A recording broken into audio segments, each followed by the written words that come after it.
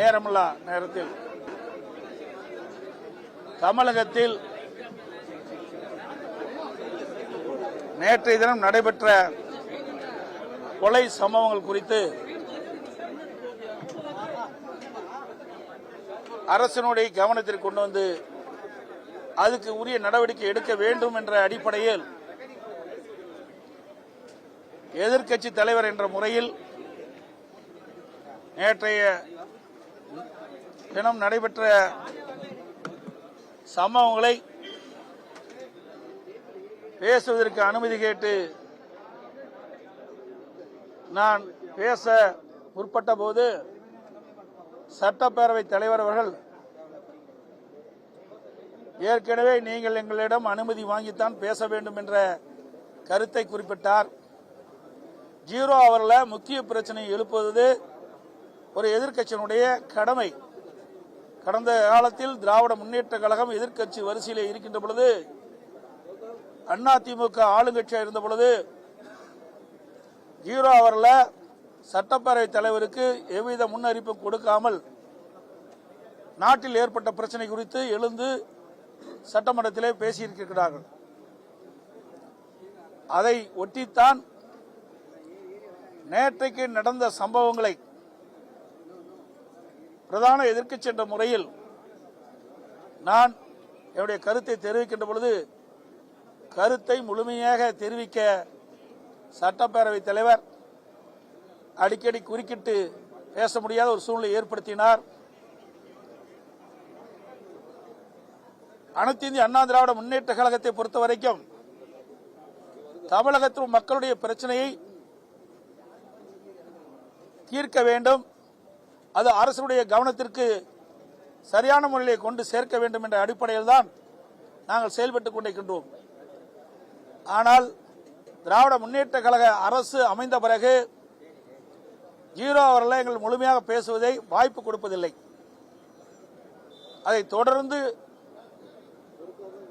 அதை தடுத்துக் கொண்டிருக்கின்றார்கள். அதை கண்டித்தான் இன்றைக்கு வெளியிடப்பு செய்திருக்கின்றோம். அது மட்டுமல்ல, இன்றைக்கு அனைத்து இந்திய அண்ணா திராவிட முன்னேற்ற கழகம் தமிழகத்தில் சட்ட ஒழுங்கு அடியோடு சீர்கட்டு விட்டது. அதற்கு நேற்றைய நடந்த சம்பவங்களை குறிப்பிட்டு அதை திரு ஸ்டாலின் மாடல் அரசாங்கம், ஸ்டாலின் தலைமையில் இருக்கின்ற காவல்துறை செயலற்று இருக்கின்ற அந்த காரணத்தினால்தான் தொடர்ந்து தமிழகத்திலே கொலை சம்பவங்கள் அரங்கேறிக்கின்ற அதை தடுக்க தவறிய திமுக அரசை கண்டித்து இன்றைய தினம் நாங்கள் வெளியிடப்பு செய்திருக்கின்றோம். நேற்று நடந்த சம்பவங்களை இந்த நேரத்தில் கோடிட்டு காட்டுகிறேன்.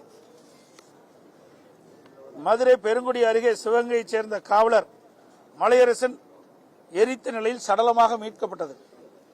கோவை மதுக்கரையில் ஒரு பெண் ஆசிரியை எரித்த நிலையில் சடலமாக மீட்கப்பட்டது. ஈரோடு நசினூர் அருகே தேசிய நெடுஞ்சாலையில் பட்டம் பகலில் காரில் சென்று கொண்டிருந்த தம்பதியினர்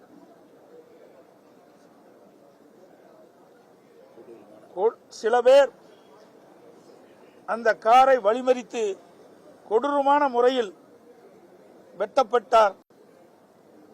அந்த வெட்டப்பட்ட காரணத்தினால் அவர் உயிரிழந்தார். அவரை வெட்டப்படுகின்ற பொழுது அவருடைய மனைவி தடுக்க முயன்ற பொழுது அவருக்கும் வெட்டுப்பட்டு காயம் ஏற்பட்டு அவர் மருத்துவமனையில் சேர்க்கப்பட்டிருக்கின்றார். இது ஒரு தேசிய நெடுஞ்சாலையில் இவர்கள் காரில் சென்று கொண்டிருக்கின்ற பொழுது அவர்களை பின்தொடர்ந்து சினிமா பாணியிலே வெட்டி கொன்ற காட்சி வலைதளங்கள் மூலமாக பரவி இருக்கின்றது. சிவகங்கை மாவட்டம் திருப்புவனம் அருகே மடபுரத்தில் கோடாங்கி சந்தானம் என்ற குறிச்சொல்லும் நபர் அறிவாளால் வெட்டி கொலை செய்யப்பட்டிருக்கின்றார். சென்னையில் திராவிட முன்னேற்ற கழக தொழிற்சங்க நிர்வாகி குமார் கடத்தி சென்று வெட்டி கொலை செய்யப்பட்டிருக்கின்றார். இப்படி நாள்தோறும் கொலை சம்பவங்கள் நடந்து ஏறிக்கொண்டிருக்கின்றன. டெய்லி ஸ்டேட்டஸ் ரிப்போர்ட் கொடுப்பது போல டெய்லி மர்டர் ரிப்போர்ட் இந்த ஆட்சியில் பார்க்கப்படுகிறது. இந்த ஆட்சியுடைய சாதனை இந்த கொலைப்பட்டியில் காண்பதுதான் சாதனையா இருக்குது. சட்டத்தை நிலைநிறுத்த வேண்டிய இடத்தில் இருக்கின்ற முதலமைச்சருடைய கீழ் இருக்கின்ற காவல்துறை கைகட்டி வேடிக்கை பார்க்கின்ற அவலநிலை பார்க்கின்றோம். குற்றச்செயல் ஈடுபடுகின்ற குற்றவாளிகளுக்கு காவல்துறையை கண்டால் அச்சமில்லை. ஒரு காலத்தில் தமிழ்நாடு காவல்துறை ஸ்காட்லாந்து காவல்துறைக்கு இணையாக போற்றப்பட்ட அந்த காவல்துறை இன்றைக்கு செயலற்று இருக்கின்ற சூழ்நிலையை நாம் பார்க்கின்றோம். அதோடு இந்த அரசாங்கம் எப்பொழுது பார்த்தாலும் குற்றம் நடந்தால் கை செய்கிறோம் என்று சொல்லி பொறுப்பை தட்டி கழிப்பது, அதுதான் ஒவ்வொரு முறையும் நாங்கள் கேட்கின்ற கேள்விக்கு பதிலாக இருக்கின்றது.